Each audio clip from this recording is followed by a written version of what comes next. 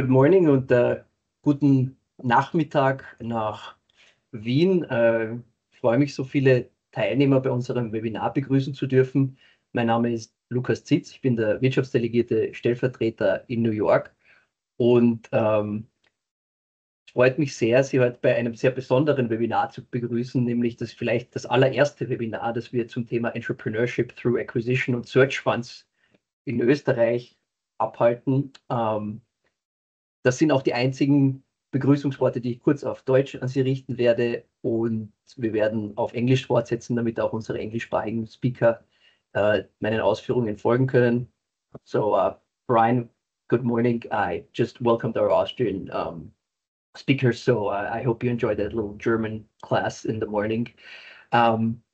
Before we start with our speakers' input, I will briefly give some information from our side regarding the topic of entrepreneurship through acquisition and why we are doing this.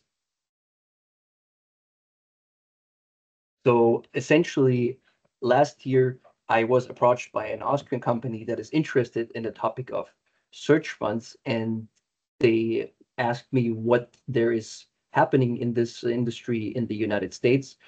And as many times we tried to research the status quo of that specific industry upon their request, and we found out that the entrepreneurship through acquisition and search funds are a very active, have a very active community in the United States, and that it would neatly fit into the programs that we already offer to Austrian companies that are interested in exploring business opportunities in the United States.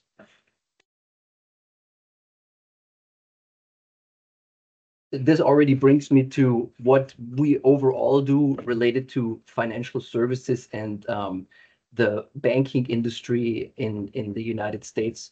We try to help you Austrian companies to get access to New York City, the financial heartbeat of the world. And how we do this is by trying to identify current trends as the one we're going to talk about today, search funds and entrepreneurship through acquisition. But overall, we try to give you access to contacts in New York City as the world's capital of finance in a much broader sense. For example, we recently hosted an event where we had 8 Austrian companies, particularly family offices and other financial service providers, joining us for executive insights with a JP Morgan Chase wealth management team. They shared insights about their perspective on the economic outlook and also how family offices invest in the United States. We regularly also host events where you will be able to get insights on insights from industry leaders in panel discussions. And we also offer networking opportunities with those experts from the industry, such as private equity, venture capital, and wealth management. Today, it is entrepreneurship through acquisition and search funds. And obviously, if you should ever join one of our events, you will also be able to connect with other Austrian business entrepreneurs that are active in one of the hubs where we are also based, which is Boston, Washington, Chicago, Atlanta, San Francisco, and LA. And the 4 points I just mentioned, they essentially were part of our last incoming mission, so to say, that was related to the financial service industry. We call it the future of investment. So that was a 3-day-long delegation trip for Austrian companies that wanted to explore the opportunities in New York City.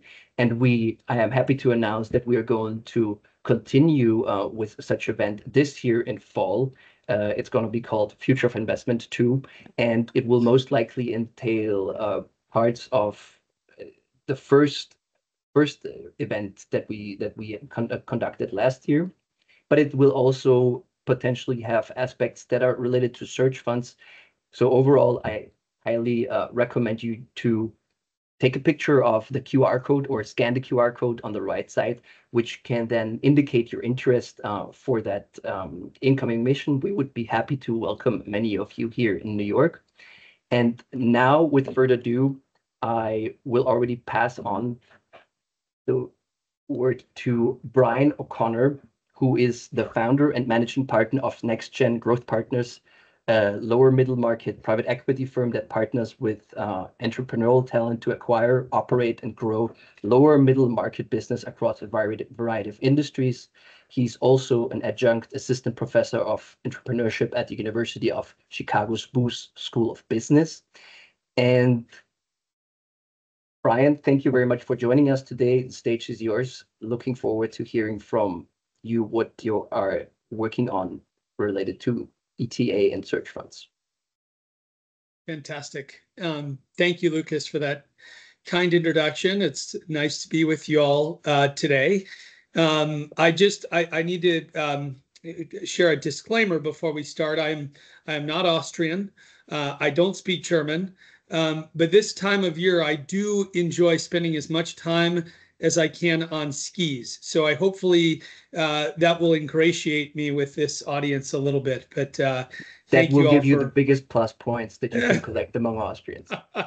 Well, it's Lucas, it's kind of you to invite me into this group, and I look forward to having a good discussion about entrepreneurship through acquisition and search funds and some of the things that we're doing here in the United States. And my hope is that there are some learnings and some applications that will apply across the pond. I've spent quite a bit of time in Europe, and some of that time investing in small businesses and in vehicles like search funds and lower middle market private equity. And I can tell you that it is a growing space. IESE Business School in Barcelona, I would say, has a very robust offering as it relates to entrepreneurship through acquisition and small business acquisition and leadership. And I would say that from there, that level of interest is growing across Western Europe quite rapidly. So we'll get into some of this, but it's an honor to be here with all of you today. And Lucas, thank you for your kind introduction. I have a few slides to share. Yes. So sorry, just one logistical remark from my side that I forgot initially. This webinar will be recorded so we can review it afterwards. Also, we will provide you with the contact details of all speakers in case you have any questions. And also, Brian, after his remarks, will be open for a Q&A session, and that then will be followed by the presentation of our other two speakers, Peter Schober and Hannes Baumgartner. So that you know, in case you have questions, please post them to the chat. We will try to answer all of your questions. Yeah, and Lucas, that was exactly where I was going next. There's really three things that I want to do in the limited time that we have together today. One, I want to give the group an introduction to what the heck is entrepreneurship through acquisition. So I want to sort of start with some definitional discussion around what it is that we're talking about. Second, I want to contextualize it. I'm a bit of a numeric animal, so I'm going to contextualize it with a few numbers to help us all sort of frame the application of entrepreneurship through acquisition in practice.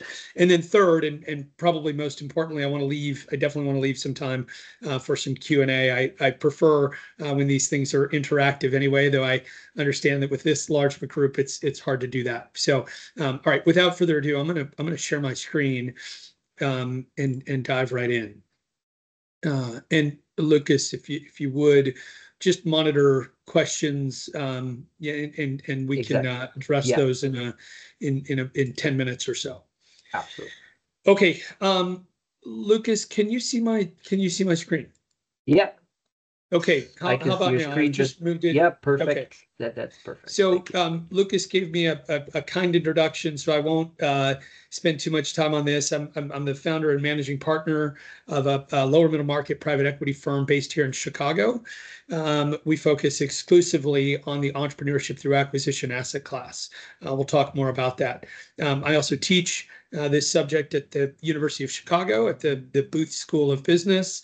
And I've spent the entirety of my career in what I would describe as lower middle market, private equity, change of control, and growth-oriented investing, as well as in small business ownership, leadership. I was the CEO of a company that I acquired for a period of about 4 years before exiting that business. So I've sort of been on a few different sides of this equation, both as an investor and as an operator. Let's start by first sort of defining what is entrepreneurship through acquisition. So we describe it as a unique model of entrepreneurship that has evolved into now here in the US, and I think becoming globally, an asset class of its own. So you might think about private equity as being an asset class, or fixed income, or venture capital. The evolution and emerging interest in entrepreneurship through acquisition, I believe, has brought it into the spotlight enough that we can start to call it an asset class of its own. A unique characteristic of this model is talented, motivated entrepreneurial operators will raise capital, seek out an existing, growing, and importantly, positive cash flowing small business. So typically this would not be focused on startups or distressed situations. Usually these are founder, owner, operator-led businesses that have been in existence sometimes for several decades, that have a positive, healthy, and growing cash flow dynamic about them. And those entrepreneur operators will acquire that single asset, in most cases, alongside a group of investors and mentors, and ultimately will take a leadership position, usually the chief executive officer position within that business over a transition period, and lead that business through its next phase of growth and evolution. So different than maybe a traditional private equity model or even an independent sponsor model. In entrepreneurship through acquisition, you have sort of again, I'll sort of use the descriptor of an entrepreneurial operator that endeavors to acquire and take a leadership position, driving the strategy, the growth, the execution within that business post-investment over the holding period. And it could be that it's a holding period that looks akin to more traditional private equity, say sort of in the 5 to 7 year time frame, or you see an entrepreneurship through acquisition that sometimes these businesses are bought and held for much longer periods of time. So there is some flexibility about the way that this model works in practice. Very briefly on the firm that I run and our strategy, because I think it will further contextualize some of the things that are going on in entrepreneurship through acquisition. My firm, Next Gen Growth Partners, we buy B2B service companies that provide mission critical outsourced services to the customers that they serve. These businesses typically generate highly predictable streams of recurring revenue, very underwritable and predictable recurring revenue that represent a low share of their customers' wallets, meaning they tend to exist as an expense line item on their customers' P&Ls at levels that don't come under regular annual scrutiny because they represent large spend categories. They tend to be smaller but mission critical, decidedly non-discretionary mission critical services serving those business needs on behalf of commercial clients. At time of acquisition, these are small businesses. They tend to generate $2 to $4 million in annual free cash flow. EBITDA is a proxy for free cash flow, and we tend to pay on average, 4 to 6 times EBITDA for these businesses to acquire them. It is our belief as a firm that the global supply of these businesses is massive. Here in the US alone, these companies represent the foundation of the US economy, and we've spent some time in some other markets outside of the US and have came to that same realization. These small businesses that may generate below $5 million or the equivalent in euros annually, but serve a very mission critical non-discretionary service on behalf of the commercial clients that they serve. They often underpin the foundation of the economies in which they operate. Now, sourcing these businesses, however, is I'll use a phrase that's used here in the United States, is often like trying to find a needle in a haystack. They are quite difficult to find. Therefore, at our firm, we utilize an EIR model, an entrepreneur in residence model, whereby we seek out these, develop very deep secular and industry thesis focused proprietary sourcing campaigns to unearth these acquisition opportunities. And ultimately, once we make an acquisition, that same entrepreneur that has developed that thesis will then go on and take a leadership position within the business post-acquisition, which is a bit of a hallmark in the search fund and entrepreneurship through acquisition model. At our firm, we arm these entrepreneurial operators with all sorts of support and infrastructure and playbooks, from an investments team to a portfolio operations and value creation function. And ultimately, in partnership, we go into these businesses and endeavor to turn them, take them into their next phase of growth and evolution. And to the last point on this slide, after a period of growth and professionalization, we endeavor usually to sell these businesses. And usually that is to an upmarket buyer. It could be a financial buyer, it could be another private equity firm, or it could be a strategic buyer that is desirous of this business that has now been built up, that might offer them a competitive angle in a market in which they currently operate.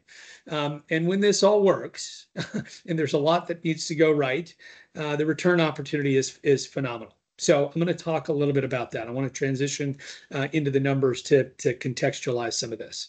So I often say that as investment professionals, we're not rocket scientists.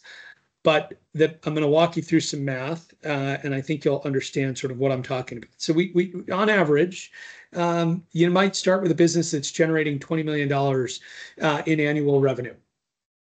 That business might operate with 20% or thereabouts EBITDA, or as a proxy for free cash flow. If it's a low capital intensity business and low working capital intensity business, that EBITDA tends to be a pretty good proxy for free cash flow. That business might be generating 20% EBITDA or free cash flow margins at time of our acquisition. We may endeavor to buy that business for 5 times, ultimately resulting in a $20 million enterprise value for that acquisition. Now, that might be financed with 2 turns of the 5 times that you've paid for that business. That might be financed with 2 turns of third-party debt and perhaps 3 turns of equity. So we're not buying these businesses with an aggressive level of leverage. This is not your sort of typical highly levered financial engineering to generate a return private equity play. This is very much a value orientation about the entry point, and then a growth and scaling of the business post-investment to generate an interesting return type of play. So you don't tend to over lever these things. So that might be a very simplified but typical capital structure. And listen, you don't need to be a math expert to sort of do the back of the napkin math on that. But even if that business didn't grow post-investment, let's just say that it stayed at $4 million in annual EBITDA, your unlevered, before you even take debt into the equation, your unlevered free cash flow yield is 4 divided by 20, or 4 million in EBITDA divided by your $20 million enterprise value, which is a very interesting 20% unlevered yield. Now, let's just say that we were able to buy that business and grow it over our holding period to 40 million in EBITDA. We were able to double the top line revenue of this business. And in doing so, maybe we've realized that this business has some operating leverage. Perhaps, the 20% EBITDA margin that we acquired, we've figured out ways to turn that into a 25% EBITDA margin. And therefore, that 40 million in revenue now generates $10 million in annual free cash flow. The market for these businesses in the United States, at least of late, has been quite hot. You might even call it frothy. But that asset, if it's a good business that's in a growing industry that serves a mission-critical, non-discretionary business service and generates all sorts of these highly sticky recurring streams of revenue, sort of desirous attributes within a business, that business may sell to an upmarket buyer for 12 times or $120 million in enterprise value. Now, along the way, along a 5-year holding period, you've probably, through the free cash flow generation capabilities of this business, been able to pay off all of your third-party debt. So you don't have any, in our very simple example that we're using here to illustrate the point, you no longer have any third-party debt on your balance sheet. That may or may not be the right capital structure decision to make, but for simplicity, we've sort of assumed that. And all of a sudden, you've got a business that has $20 million in equity value, and over a 5-year holding period, that represents a 10 times multiple on invested capital and a 58% internal rate of return. So while we're not rocket scientists, this math does work and is quite simple. Okay, a good example of this in 2017, we bought a mission-critical B2B recurring revenue model, a compliance services business that generated $4 million in annual EBITDA. We bought it for 5 times with a modest amount of leverage. Over our 5-year, it almost ended up being 5 years to the day, not necessarily by design, but we grew that business to 10 in EBITDA and we sold it to an upmarket buyer. The proceeds from this single investment returned the entirety of the private equity fund that it lived in. And listen, the owner, the founder that we bought this business from was very compelled by our strategy and by the notion that there was going to be a operational succession plan for him as he thought more and more about retirement. And he was compelled to roll equity alongside of us and enjoy the ride, join the board of the company, mentor in some ways our entrepreneurial operator that we put into this business. And he ended up, and in many cases that we get involved in, ended up enjoying a much larger second bite of the apple, if you will, than the first. We believe that every investment we make has the opportunity to do this, which we describe as asymmetric upside. I'm going to leave you with a slide. I want to leave a couple minutes for Q&A. I hope Lucas has been following the Q&A potentially, but we can unmute people and have them ask questions. I want to leave you with a Warren Buffett quote. It really resonates with me, but honestly, it's a bit of an ego check for me and maybe for operators that want to go acquire and run one of these small businesses. When a management team with a reputation for brilliance tackles business with a reputation for bad economics, it's the reputation of the business that remains intact. And I put that up here just as a reminder that there's only so much that we can do as operators of these small and mid-sized businesses. And it's critical that we get right the fundamentals of the industries that we're acquiring into, the business attributes, the company attributes that exist within this business, and then how we sort of take that business and think about the fundamentals of it and leveraging them for future growth. Because if we get that investment thesis wrong at the onset, even the most talented of operators are very likely to struggle in a situation like that. Now, that is all for my prepared slides. So I'm going to stop sharing, but I will hopefully I've left a few minutes for Q&A. Brian, thank you very much for your remarks. It was really interesting. I haven't explained yet. If there is questions from the audience, please raise your hand, write it into the chat. Or write it into the chat, and then I will try to read it out to you. I think that will be easiest for me. So while you're writing your questions, I would have a question for you, Brian. What do you think? I mean, there's not, small, medium-sized companies don't put a sign out there saying our company is for sale. And then when you approach them, I mean, that is something you got to do at some point. What are like the selling points to the companies? I mean, I'm imagining the typical entrepreneur to be in his mid to late 50s, potentially not having a successor, and potentially even denying that he is in need of someone to take over his business at some point. How do you go about this conversation? Yeah, it's such a good question, Lucas. So no, there are not for sale signs outside of these outside of the front doors of these businesses, right? It is and sometimes I wish that there were. It would make our life of finding them a little bit easier. However, I think it would also add a tremendous amount of competition and noise and confusion to the market in the event that that existed. So I think it's a little bit of a blessing and a curse. Now, Lucas, in this model, and I'll speak more broadly about the model than I will specifically about NGP, but you need to appeal to the founder, owner, operator that you just described on levels that are both economic and non-economic. And what I mean by that is they may or may not have been thinking about an operational succession plan. They may or may not be desirous of spending more time on the ski slopes or with their children or grandchildren doing things outside of running their day-to-day business.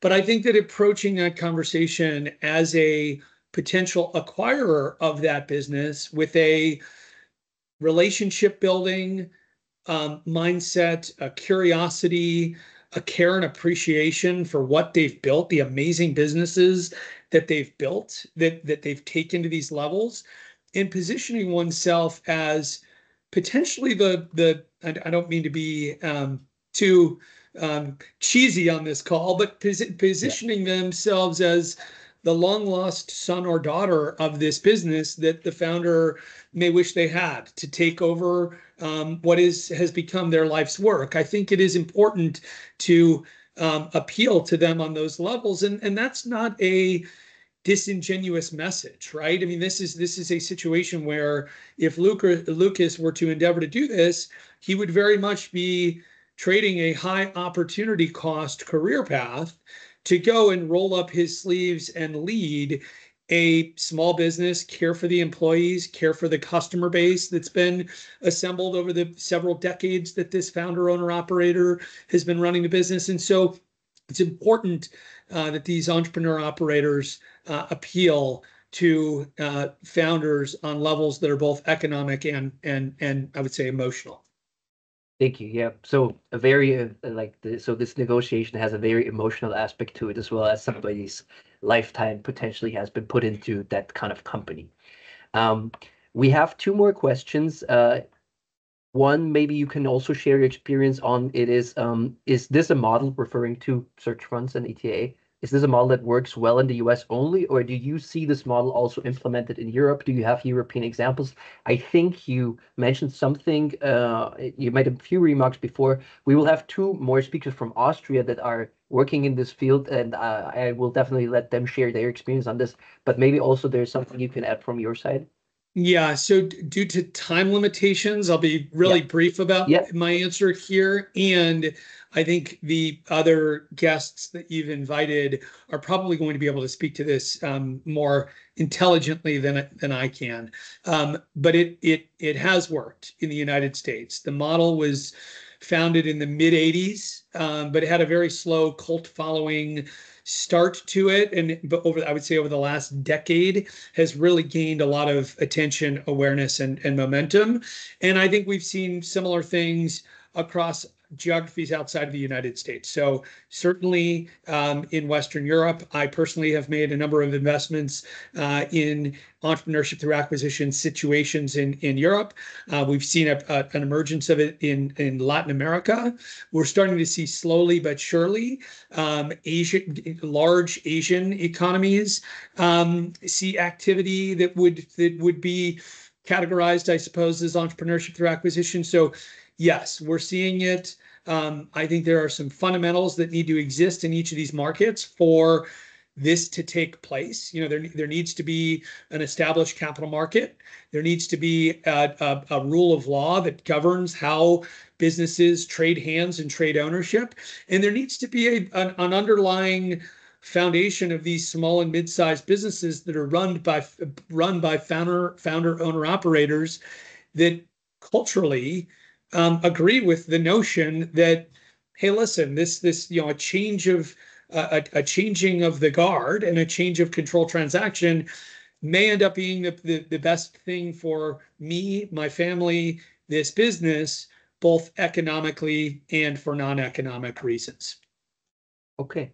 Yeah, that makes sense. Thank you. There was one last question regarding a figure you mentioned in the chat. I just got brief information about it. The question was if 2 million referred 2 to 5 million referred to EBITDA or revenue. I'm not exactly sure at what point of the presentation you mentioned this. Maybe overall, you would probably agree that sizes of companies might differ from sizes of companies in the US can differ and be potentially larger than I mean, in Europe. Here in the United States, I mean, where we focus, and this is not the right answer, it's an answer, but just to clarify, when I spoke about the 2 to 5 million in EBITDA range, I was referring to earnings before interest, taxes, depreciation, and amortization. We use as a proxy for free cash flow, not revenue. So that 2 to 5 million in EBITDA range might equate to a revenue range of these target companies being in the $10 to $50 million in revenue type of range. And there are some reasons why, that's a good rule of thumb. Smaller than that, it becomes tricky. There's not a lot of infrastructure, not a lot of free cash flow to reinvest into the business and systems and people and technology and process. And then above that, I would say it starts to become quite competitive here in the United States. But yes, Lucas, to your point, okay, those ranges most certainly vary from geography to geography, but hopefully that clarifies the question. Yeah. Thank you very much, Brian. Yeah, there's no further questions as for now, and I would continue to introduce our Austrian speakers. And I know you are on a tight schedule, and we will probably continue the last bit of this in German. So except for you really want to get an extra German class, I will thank you at this point for joining. And please, everyone, if you have any further questions for Brian, we will send you his contact details. Particularly if you're interested in getting to know more about the ETA industry in the US. Well, Lucas, thank you so much. It's been a pleasure. I will sign off. I likely would have been confused by the intelligence of the future speakers, but I most certainly will be if they're speaking in German. So this is a good time for me to sign off, but I appreciate you inviting me, and it's been a pleasure chatting with you and your guests. Thank you. Okay, thank you, Brian. Goodbye. Okay, an dieser Stelle können wir, glaube ich, auf Deutsch wieder wechseln und ich wechsle nicht nur die Sprache, sondern auch den Standort meines zweiten Sprechers. Ich darf herzlich begrüßen Peter Schober von Milk Street Ventures. Und Peter, bitte stell dich selbst vor. Danke vielmals, dass du dir Zeit nimmst. Bitte erzähl uns, was du machst. Vielleicht für einige Teilnehmer, die das allererste Mal von Entrepreneurship Through Acquisition und Search Funds hören, vielleicht kannst du auch nochmal auf Deutsch in deinen eigenen Worten beschreiben, wie du dieses Modell verstehst, weil es sehr viele verschiedene Modelle gibt und mit welchem konkreten Untermodell du dich beschäftigst. Also ich beschäftige mich mit dem sogenannten Traditional Search. Das sind Search-Fonds, wo die Suchenden oder der Suchende oder die Suchende Geld sammelt von Investoren mit einem 2-jährigen Budget, mit Gehalt und den diversen Kosten für Büro, Reisen, Anwälte, Due Diligence etc.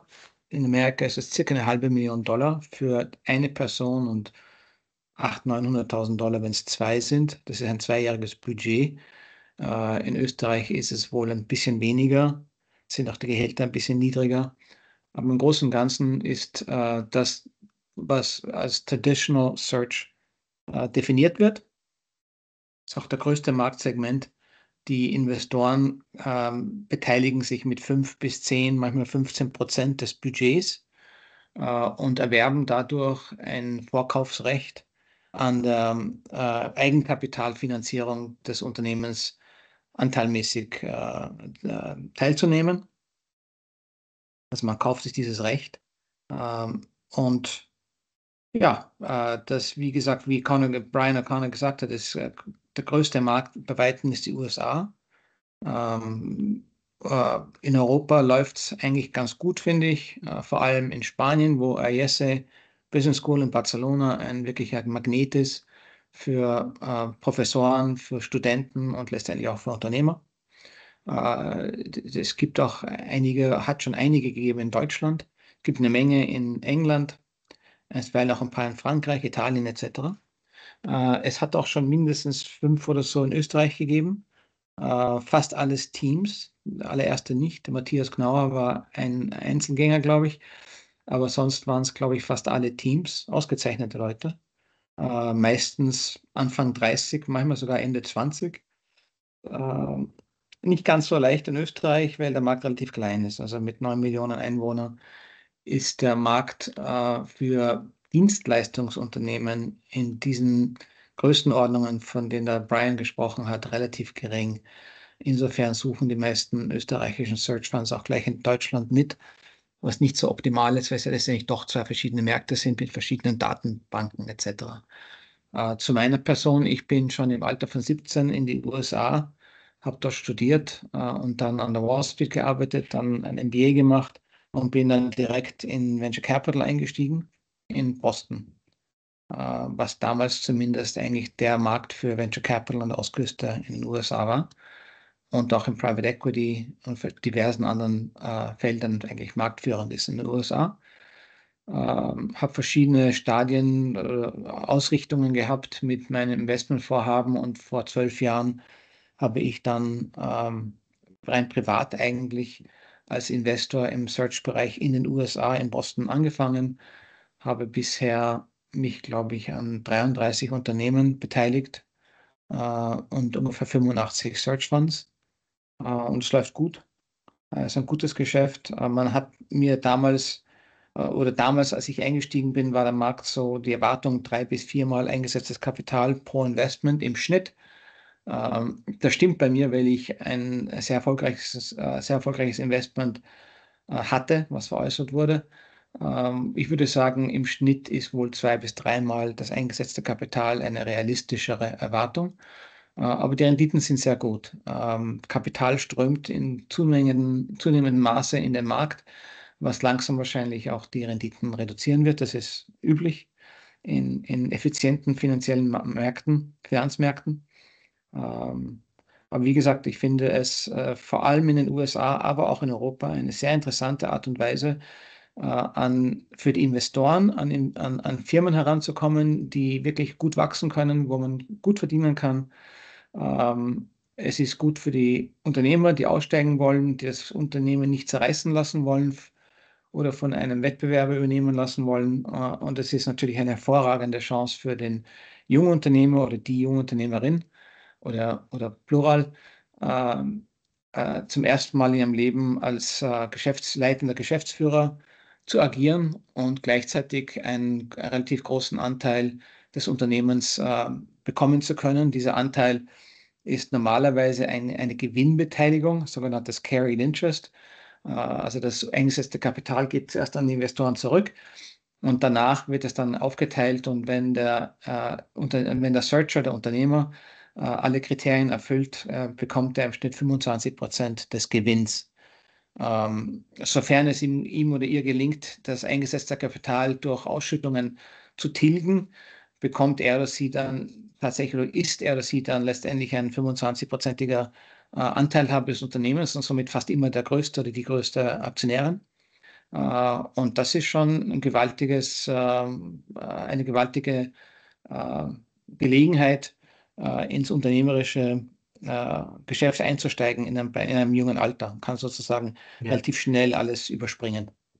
Ja, sehr toll. Es gibt tatsächlich auch dazu eine Frage, die du mehr oder weniger jetzt gerade schon beantwortet hast. Who's the actual owner of the company? Still the founder, the operational lead? Also in erster Linie die Investoren, die diesen Search-Funder oder Search-Funderin unterstützt haben mit Vorzugskapital, also Preferred Equity. Das heißt, die kriegen ihr Geld zuerst zurück. Aber dann danach, wie gesagt, wenn das ursprünglich eingesetzte Eigenkapital zurückgeführt ist, dann, und natürlich das Fremdkapital muss ja auch abbezahlt werden, sofern es eins gibt, dann bekommt der Searcher oder die Searcherin ihren Anteil, der bei einem einzelnen Searcher oder Searcherin 25% im Normfall entspricht und bei Teams 30%. Das sind die Eigentümer. Der Verkäufer steigt normalerweise aus. Es ist ja wünschenswert oder wird als wünschenswert angesehen in den meisten Fällen, wenn der Verkäufer einen Anteil des Unternehmens behält. Das hat der Brian Equity als Equity Roll beschrieben. Das heißt, man verkauft 100%, aber kauft sich gleichzeitig wieder mit einem Prozentsatz von circa 10% ein. Manchmal sind es 5%. Es können bis zu 20% sein. Allzu viel will man nicht übergeben, weil man will ja nicht, dass der Eigentümer dann immer noch Eigentümer und Geschäftsführer bleibt sozusagen, weil ja auch die Angestellten eingestellt sind auf diesen ehemaligen Eigentümer und Geschäftsführer. Aber es ist sicherlich von Vorteil, wenn dieser Verkäufer mit einem gewissen Anteil wieder einsteigt, damit er oder sie dann natürlich auch das Interesse hat, dass die Firma möglichst erfolgreich weitergeführt werden kann. Ja, alles klar. Vielen Dank, Peter. Gerne. Wir werden das, glaube ich, jetzt so handhaben. Ich möchte Hannes Baumgartner vom IOE zu uns bitten. Wir können dann auch noch mal zu dritt kurz sprechen, wenn sich weitere Fragen ergeben aus der österreichischen Perspektive dazu. Wunderbar. Hannes, grüß dich, liebe Grüße nach Österreich. Bitte stell dich vor und erzähl uns, was du machst. Ja, danke schön auch für die Einladung, Lukas und an die Wirtschaftskammer. Freut mich, dass ich dabei sein darf. Ich bin Managing Partner bei einer Firma, die heißt Institute of Entrepreneurship. Wir begleiten das, was wahrscheinlich der Peter und der Brian in den USA mit Careers nennen würde, also Leute mit Führungserfahrung, die schon ein bisschen Erfahrung haben, in die Selbstständigkeit. Ich würde vielleicht ganz kurz, wenn ich darf, meinen Bildschirm teilen, Lukas. Gerne. Ja. Eine Präsentation vorbereitet, sie ist zwar auf Englisch, aber ich nehme mal an, ihr werdet mir das verzeihen. Vielleicht ganz kurz, bevor ich auf die Präsentation eingehe, würde ich vielleicht ganz kurz ein paar Dinge erwähnen, die vielleicht den meisten Teilnehmern nicht so hundertprozentig klar ist. Es gibt zwei Hauptströmungen irgendwie in diesem Search Fund Space.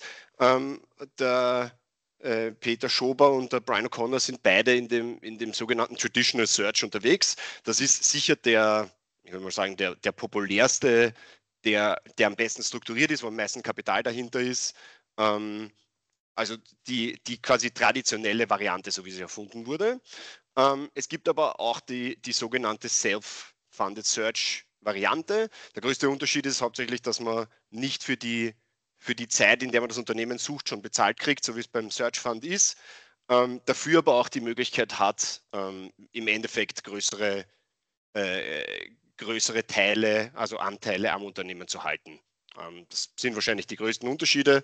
Was wahrscheinlich noch dazu kommt, ist, dass der Self-Funded Search-Markt einfach nicht so gut strukturiert ist. Das heißt, das ist eher so ein wilder Westen, wo Deals gemacht werden, so wie es ausgemacht werden, während der Traditional Search-Markt sehr gut strukturiert ist und sich die meisten Leute eigentlich an ein gewisses Framework halten.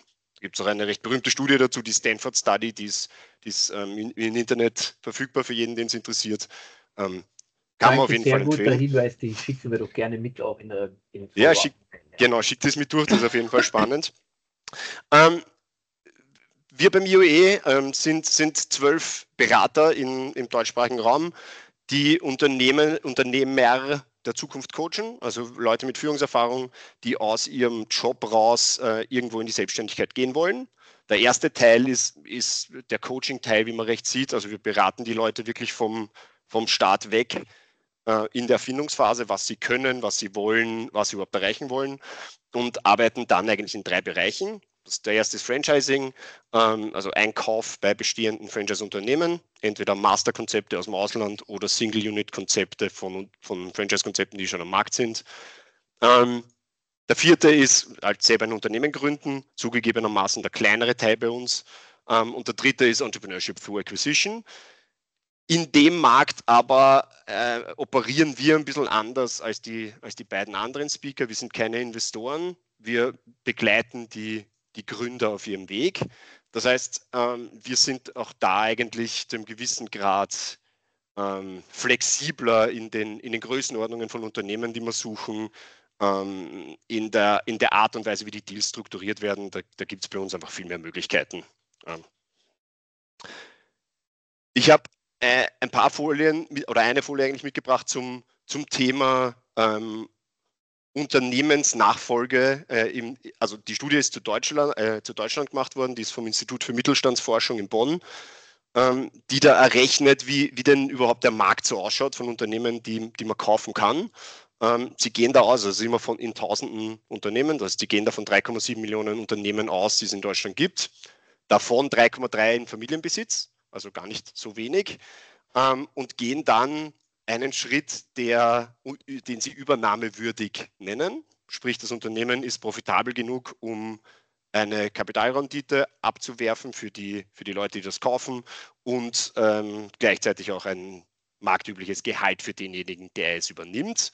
Da gehen sie von 770.000 aus und von diesen 770.000 sind 190.000 in dem Zeitraum zwischen 22 und 26 übergabereif. Und übergabereif bedeutet für sie, dass die Person, die das Unternehmen führt, über 60 ist in diesem Zeitraum und für ein gewisser Prozentsatz einfach Unternehmen, die ja, aus Lifestyle-Gründen, aus persönlichen Gründen, warum auch immer, übergeben werden. Das heißt, in diesem 5-Jahres-Zeitraum 190.000 Unternehmen, die in Deutschland es wert sind, gekauft zu werden und auch bereit sind, gekauft zu werden. Und man sieht auf der rechten Seite, wie sich die in den Umsatzzahlen ungefähr verteilen. Wir fokussieren uns eigentlich eher auf die Unternehmen, die dabei bei der Untergrenze 500.000 an Umsatz, wohlgemerkt nicht EBITDA starten, und irgendwo in die Range von vielleicht 5 bis 10 Millionen gehen. Der Grund dafür ist, dass die Personen, die das mit uns machen, zu einem gewissen Grad teilweise auch selber ihre Deals finanzieren, also gar keine Investoren an Bord haben, oder andere Investoren im Hintergrund haben, die einfach andere Ziele verfolgen und auch anders aufgestellt sind. Und sehr viel davon Fremdkapital finanzieren. Was bieten wir an in dem Bereich? Also wie schon vorher erwähnt, unsere Zielgruppe sind immer Leute mit Erfahrung, meistens 40 plus, die Managementerfahrung haben und andere Situationen suchen, in denen sie sich verwirklichen können. Die meisten unserer Deals sind selbst finanziert, das heißt, die Unternehmer, die da ein Unternehmen suchen und übernehmen wollen und kaufen wollen, kriegen kein Geld, um die Suche zu finanzieren, also müssen sie selber finanzieren. Die Ausstattung an Investoren ist meistens auch deutlich kleiner, also das heißt, wir suchen Unternehmen, die unter so einer Grenze von 1 bis 1,5 Millionen an EBITDA sind, relativ industrieagnostisch und auch von der Art und Weise, wie die Deals funktionieren, ist es bei uns viel abwechslungsreicher, würde ich jetzt mal sagen. Also wir haben da keine klare Struktur, sondern das ist einfach eine Verhandlungssache. Die Suchenden unterstützen wir im ersten Schritt damit, dass wir ihnen Klarheit verschaffen, was sie überhaupt suchen, was ist ihre These dahinter, was für Unternehmen wollen sie kaufen, führen und besitzen. Im zweiten Schritt, wie sie die Unternehmen finden, also durch Outreach an verschiedene Unternehmer, durch Datenbanken etc., helfen auch in der Ansprache und in Kontakt herstellen, helfen ihnen dann, den Deal zu strukturieren, wie sie doch wirklich sich einkaufen können, und versuchen, so gut es geht, auch beim Funding zu unterstützen. Auf der anderen Seite dabei eine Datenbank an Investoren aufzubauen, die wir bei uns listen, mit ihren Präferenzen, also was für Größen, was für Typen von Unternehmen diese Investoren kaufen wollen, und schicken ihnen dann Deals zu, wenn welche passieren. Geben die Investoren aber gleichzeitig erst frei, nachdem die Freigabe kommt vom Investor. Genau, das war es jetzt in aller Geschwindigkeit. Ich habe immer brav auf die Uhr geschaut. Lukas hat gemeint, wir müssen noch ein bisschen Platz für Fragen lassen danach. Also das war's von unserer Seite. Ich habe gehört, unsere Kontaktdaten werden in die Runde geschickt. Also jeder, der dazu Fragen hat, kann uns gerne kontaktieren und sind auch bereit, das gern zu besprechen. Beziehungsweise jetzt wird auch noch Zeit für Fragen sein, schätze ich. Genau, wir haben jetzt noch Zeit. Vielen Dank, Hannes, für deine Ausführungen. Also mein Ziel ist es, irgendwie in missionarischer Aktivität das Thema Search Funds mehr nach Österreich zu bringen. Und ich glaube, mit Brian, Peter und dir haben wir die gesamte Bandbreite dieses Themas jetzt mal versucht zu umreißen. Ich weiß, es ist ein sehr komplexes Thema. Es erfordert auch noch einiges an Informationsarbeit, um einzelnen Leuten diese Möglichkeit näher zu bringen. Und mit diesem Webinar haben wir dahingehend einen ersten Schritt getan heute. Ich habe jetzt noch einen Teilnehmer, Salma Michor hat die Hand gehoben. Bin mir nicht sicher, ob die Frage noch besteht. Ich kann mal das Mikrofon. Da war es weg.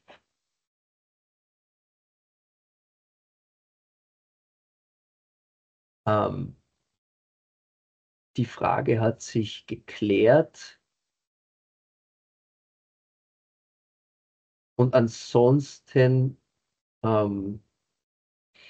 sehe ich noch eine Frage im Chat von Alessa Lux, die bezieht sich noch auf die Frage von Brian, das Thema von Brian O'Connor, aber das können wir vielleicht auch gemeinsam beantworten. When the service the potential target, also das Unternehmenstarget provides, is so essential, why is the revenue still comparatively small? Why haven't they had the chance to grow by themselves when their service has a strong USP? Peter, wenn du es noch hörst, vielleicht kannst du uns noch einmal aus deiner Perspektive sagen, wie man dieses Wachstum dann generiert bei der Firma. Ich glaube, darauf zielt diese Frage ab. Also, tut mir leid, ich habe die Frage nicht ganz, den Anfang nicht ganz gehört. Was war, die Frage ist, when the service the potential target company provides is so essential, why is the revenue still comparatively small? Why haven't they had the chance to grow by themselves when their service has a strong USP? Von welcher Firma reden wir?